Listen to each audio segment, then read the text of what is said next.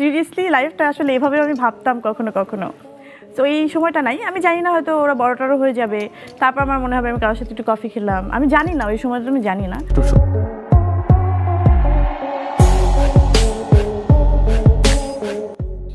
এবার শেখ সাদির বুকে মাথা রেখে ভালোবাসার কথা জানালেন ঢাকাই সিনেমার আলোচিত অভিনেত্রী পরীমণি। পরীমণি বলেছিলেন তার জীবনে আর কোনোদিনও ভালোবাসা আসবে না, ভালোবাসার অধ্যায় এখানেই শেষ। সে সময় লিখিত দিয়েছিলেন চিত্রনায়িকা পরীমণি, তবে সেই শর্ত ভেঙে আবারও প্রেমে পড়েছেন পরীমণি।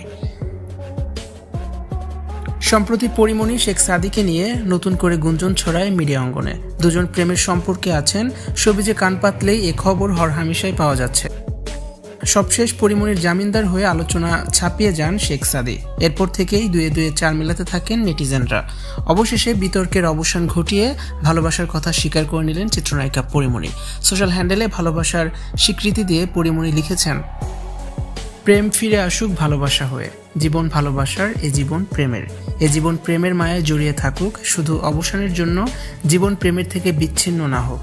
প্রেম ফিরে আসুক ভালোবাসা হয়ে, আবার চলে যাক শরতের সাদা শুভ্র মেঘের মতন, শুধু ওই মেঘ গর্জন না হোক, জীবন চলুক জীবনের মতন।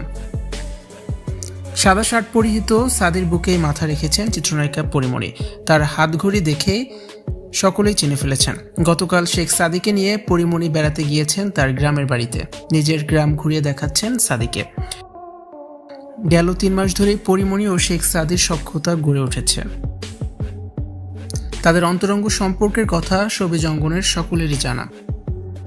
পরীমণির 2 সন্তানকে বাবার ভালোবাসা দিয়ে আগলে রাখছে শেখ সাদি।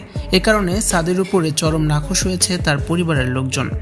তারপরও পরীমণির সাথেই থাকতে চান শেখ সাদি। ভিউয়ার্স, পরীমণি ও শেখ সাদিকে নিয়ে আপনাদের কি মতামত কমেন্টস করে অবশ্যই জানিয়ে দিন, আর ভিডিওটি অবশ্যই শেয়ার করে দিন। ভিডিওটি দেখার জন্য ধন্যবাদ। নতুন নতুন ভিডিও দেখতে অবশ্যই যুক্ত থাকুন।